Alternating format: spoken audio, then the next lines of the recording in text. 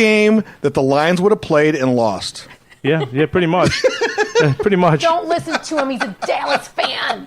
Dallas Cowboys. I am a Cowboys fan. But you guys got 2014, you got us on that flag. See, you just talked about that's how the Lions would lose. We lost with that flag. Oh. See? Thank you. So you see, really, I mean, your podcast, I should be on it, not John, not Gonzo. I'm the voice of reason. Okay. But on your podcast, really, what do you guys talk about for sports? To be honest with you, I'll talk Lions and Tigers, but I'm trying to transition from not talking. I don't want to do the podcast where, because I'm not in the media. Basically, so you're a pizza goulash guy. Yeah, so why I don't want to do a podcast like I'm in the media. So I don't want to break down Lions games and break down their injuries. I want to do stuff from the past, stuff that I grew up enjoying and liking. Oh, yes. So I'm kind of transitioning to doing baseball as a passion of mine. 1980s baseball is a passion of mine. What? See? Finally, something I can relate to, Gonzo.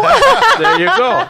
So I'm actually working with a guy. We're gonna talk about past players, past seasons, past teams, things that I think people will be interested in. All right, I'm going to request that when you talk about Chet Lemon, you bring me on. Oh, yeah. We're actually doing the 1984 Tigers this week. Chester. Yeah. Chester Lemon, that would be. Okay, please. I'll just talk about it as a 10-year-old, schoolgirl, okay? He threw me a baseball. He threw one of my friends. Yeah. Yes. Oh, my gosh, it was a great moment. He's a great guy. Yeah. And the old stadium was such a fantastic spot. I can tell you a story about Chet Lemon right now. A customer told me. Do it. Okay. And he went with his son to Tiger Stadium, and no, he was a boy. Excuse me. He was with his dad, and he asked Cecil Fielder for a autograph. And Cecil Fielder walked up to him and said, "Boy, I gotta go. I don't got time for this." And Chet Lemon came out and saw that. And he goes, "Don't ever ask him for an autograph. He'll never give you an autograph. Ask me." Chet Lemon. Chet Lemon was great. He always gave an autograph. He was a class act. I have a Cecil Fielder story. Okay. So I took my kids. They're really young, and I'm a former baseball coach, and my kids all played baseball. So I was on the field at Tiger Stadium, and they were doing an on-field baseball clinic for young kids, right? And Cecil Fielder was supposed to be the big guest. He was going to come out and talk to the kids. I was kind of running behind schedule, and I rushed onto the field. So Cecil and I met at the exact same time he was supposed to go on. He looks at me. He's a big guy. I didn't realize how big he really was. And he goes, "What's up, big fella?" And he shakes my hands, and I'm like, my hand it was dwarfed his, right? Yeah. I'm like, I'm not a big fella. That's a big guy right there, right? Yeah. But he seemed a real nice guy. Talked to the kids, and I don't know. It was a good day for him. It was a good day. Good day. Okay, one quick story. When I was a kid, because I grew up in Detroit, we used to go to Chinnigan's Shrimp House, and a lot of people in Detroit will know this. Yeah. And the Tigers would come there after games. And one time I was there with my family, my brother and my sister, and we were really little kids, and we were under the table coloring, literally under the table. My mom's like, come out here, you're going to meet the Tigers. Got to meet Jack Morris and the whole pitching squad of the 82 Tigers. Shook their hands. We were like, what the heck? Little kids, as we came out of under the table at Chinnigan's, which then burned down several years later.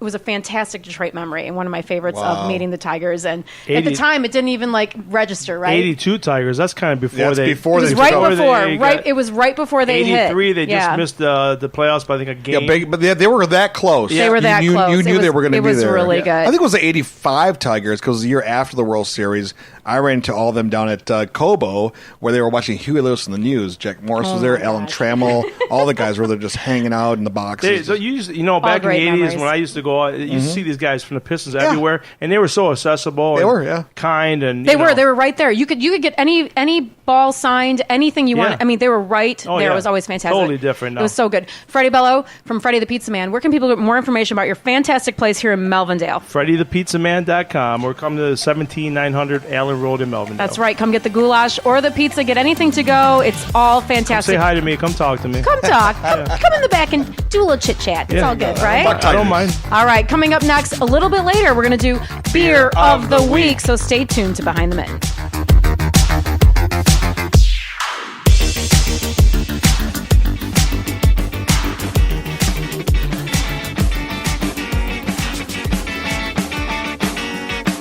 And welcome back to Behind the Mitten. John Gonzalez along with Amy Sherman, having a lot of fun as we always do every single weekend. And Amy, always fun to talk to the Pizza Man. Oh, the Pizza Man is great. I'm so happy we finally got him onto the show because we'd been talking to him about him when we met him during our search for best French fry. And he has some crazy pizza fries down there, which are delicious. But that goulash, I'm telling you what, that's the main reason why you go visit Fredi the Pizzaman. Oh, yeah, that goulash, is, it got a little spice to it, too. I forgot. I know, it was a little bit hot, which I loved. It was so good. Remember, he's only open for lunch, though, if you go, so you got to go during the day. Yeah. But well worth a stop if you're in the Metro Detroit area. He's down a little bit south and west of town in Melvindale. Yeah. Cool little town. And a great guy. Tell him hello. We love you, Fredi.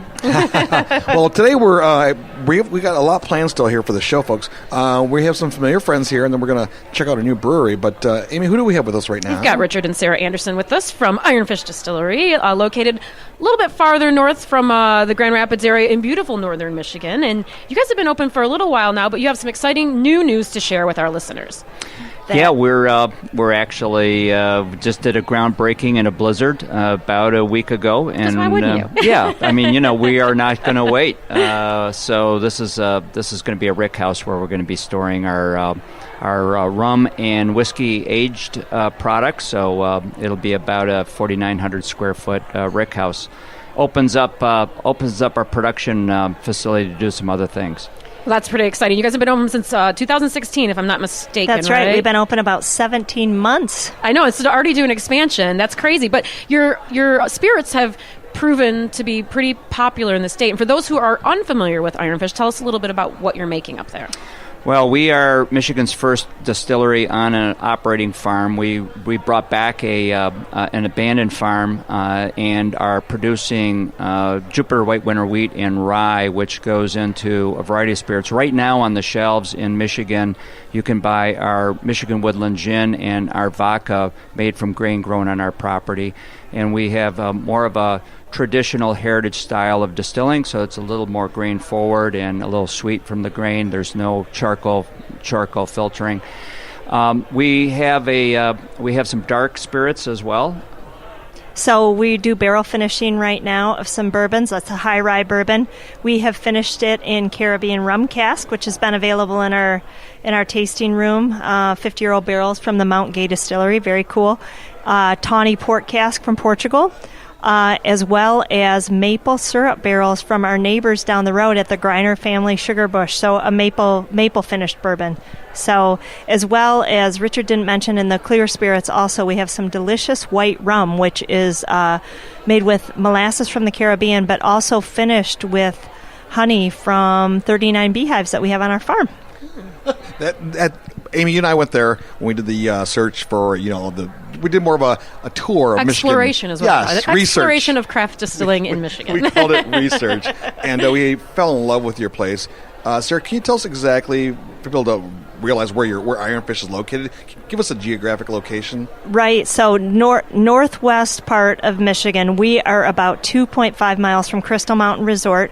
That makes our town Thompsonville, Michigan, right across the line into Manistee County. So it's Manistee and Benzie counties. We're right there. Some of the other great towns around us are towns like Frankfort, Beulah, Benzonia, about 35 miles away from Traverse City, so not very far. South of Traverse City. Yeah, south of Traverse City. So people who are making a trip to the Traverse City area, we're not far away, and a great little day trip. And I should say that you guys are open year-round because you are located so close to Crystal Mountain. So if you're planning a ski trip over the next couple of weeks, might be a nice little stop to come in and visit, because you have a wonderful tasting room with delicious cocktails, and you're about to expand that as well.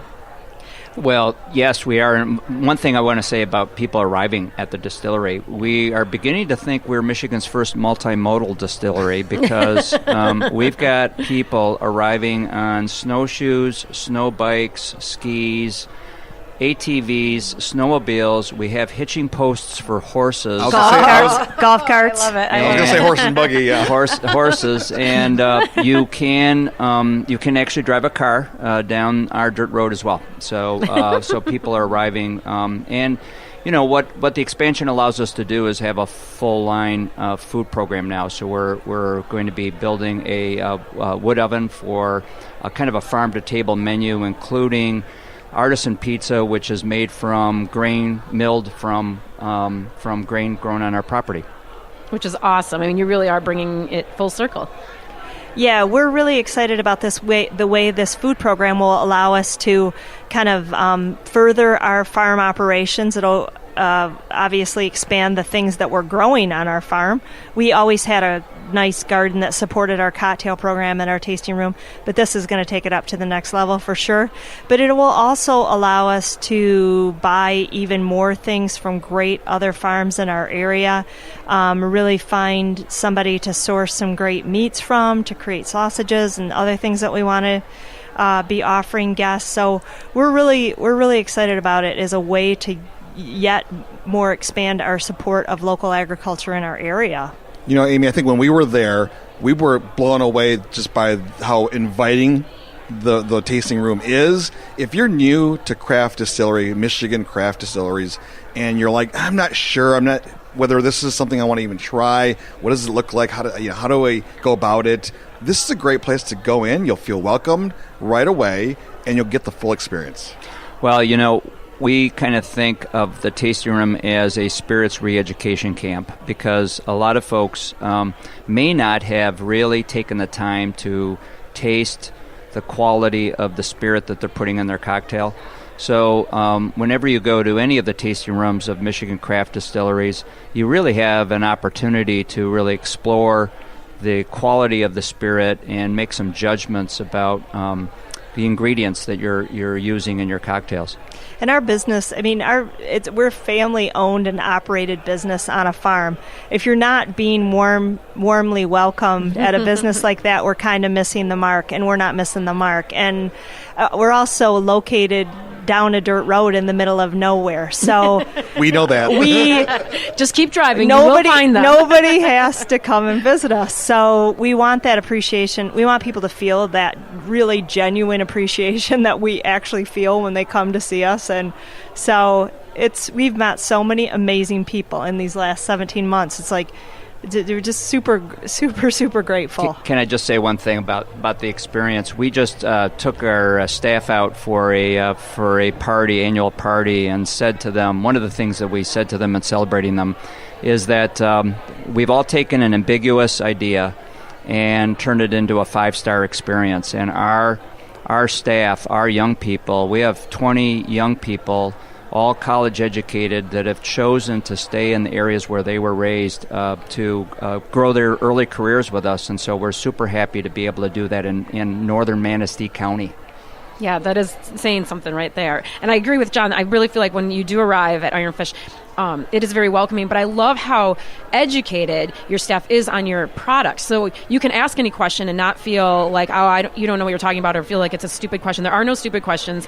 You're totally willing to educate someone on the basics of distilling, either the process or how to taste something, or just to walk them through. And I loved that about your staff. I love it when farmers come over to our distillery to actually try spirits, many of whom have had a little experience making... Off the record, Richard. Yes, that's right. That's right. We are Michigan's first legal farm distillery. Exactly. That's a good point to make, my friend. That is a good point to make. Make sure you'll learn more about that when you go in there and see that photo of all those... That's right, those stills. That's right, Gonzo. I love that photo. That is a really good photo. Now, you guys have some upcoming events that people can partake in, some cool ones, including a Thursday night bike ride if they're interested, right? So bring your fat tire up, or if you want to rent a fat tire bike at Crystal, it's $15. They'll actually bring the snow bike over, throw on a helmet and a light, and there's a 8-mile groomed trail. On January 21st, we have a Fat Chance race that Ironfish is sponsoring. That sounds awesome. Well, if you want to check out Ironfish Distillery, you can either head up to Thompsonville, or you can look at get their spirits across the state in distribution. Where should people get more information about your great business? Well, Facebook, Instagram, but ironfishdistillery.com. That's awesome. Thank you so much, Richard and Sarah, for joining us from Ironfish Distillery. All right, John, coming up next on Behind the Mitten, guess what? It's Beer of the Week. So stay tuned to Behind the Mitten.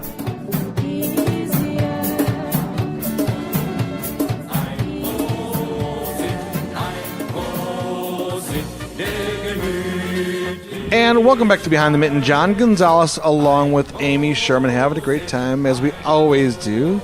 And Amy, now you know what? We're in a kind of a new but familiar place as well.